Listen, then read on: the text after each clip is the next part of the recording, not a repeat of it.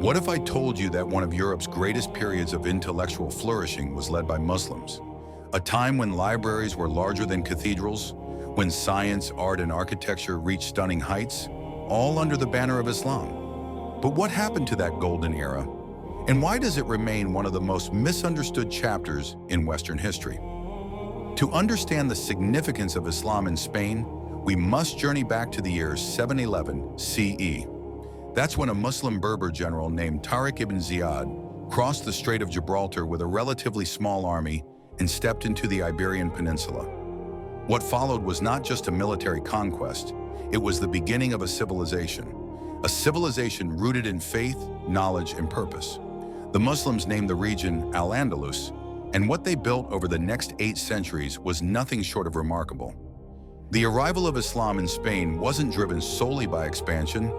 It was driven by the Islamic values of justice, unity, and the spreading of divine guidance. Wherever they went, Muslims brought more than swords. They brought scholars, architects, philosophers, and poets. Within a few decades, cities like Cordoba, Seville, and Granada had become beacons of Islamic culture and learning. Cordoba, in particular, stood as a shining star of the Islamic world. In the 10th century, it rivaled Baghdad and Constantinople as a center of knowledge and sophistication. The city had over 70 libraries, running water, paved streets, public baths, and even street lighting, luxuries unheard of in most of Europe at the time. At the heart of this thriving city stood the Great Mosque of Cordoba, a masterpiece of Islamic architecture, with its endless arches, intricate mosaics, and verses from the Quran carved into stone. It was during this golden age that towering figures emerged. Imam al-Zahrawi, a pioneering surgeon, whose writings would be studied in European medical schools for centuries. Ibn Rushd, also known as Averroes, whose works in philosophy and logic preserved Greek knowledge and bridged Islamic and European thought. These scholars were guided by the Quranic command to seek knowledge, with verses such as, "Are those who know equal to those who do not know?" Surah Az-Zumar 39:9. Knowledge was seen not as a privilege, but as a divine responsibility.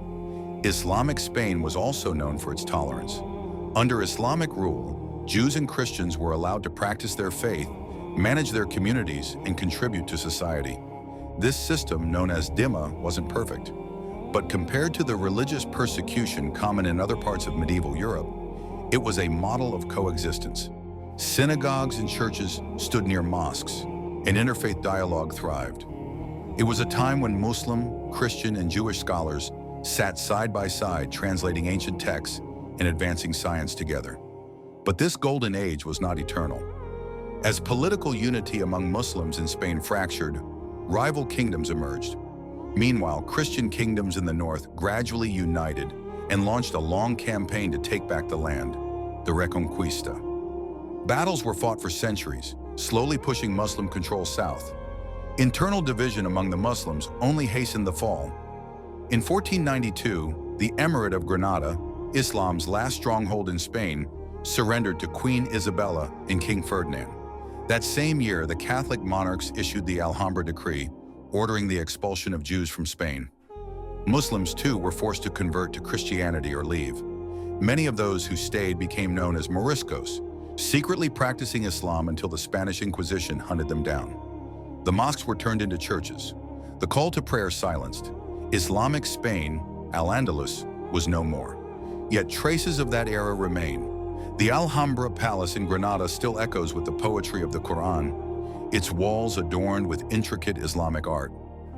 Words of Arabic origin still live in the Spanish language, and the intellectual legacy of Al-Andalus helped ignite the European Renaissance. From an Islamic perspective, the story of Islam in Spain is a profound example of what the Muslim Ummah can achieve when united under principles of justice, knowledge, and faith. But it is also a sobering reminder of what is lost when division, complacency, and internal conflict take root. So we must ask ourselves, what can we learn from Al-Andalus today?